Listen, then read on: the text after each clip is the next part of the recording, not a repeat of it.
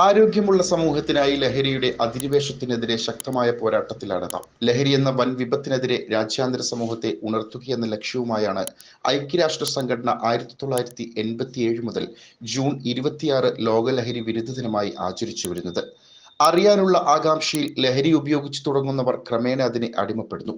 പ്രായത്തിന്റെ പക്വതയില്ലായ്മയും ഈ അവസ്ഥയിലേക്ക് പലരും എത്തിക്കുന്നതിൽ പ്രധാന കാരണമാക്കുന്നുണ്ട്.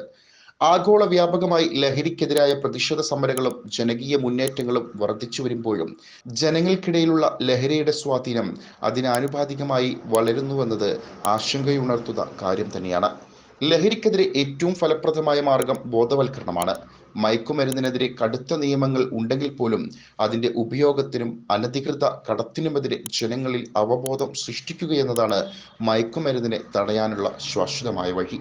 പ്രായഭേദമന്യേ ലഹരിയൊരുക്കുന്ന അപകടച്ചുഴികളിൽ പതിക്കുന്നവരുടെ എണ്ണത്തിലുണ്ടാകുന്ന ഈ വർധനവാകും വരും കാലത്ത് മാനവരാശി നേരിടുന്ന ഏറ്റവും വലിയ ഭീഷണി.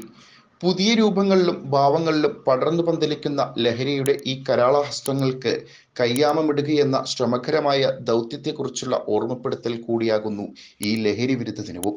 ശരിയായ അവബോധത്തിലൂടെ മാത്രമേ കരപറ്റാനാകൂ. കൂട്ടായ യത്നം ഇതിന് അനിവാര്യമാണ്.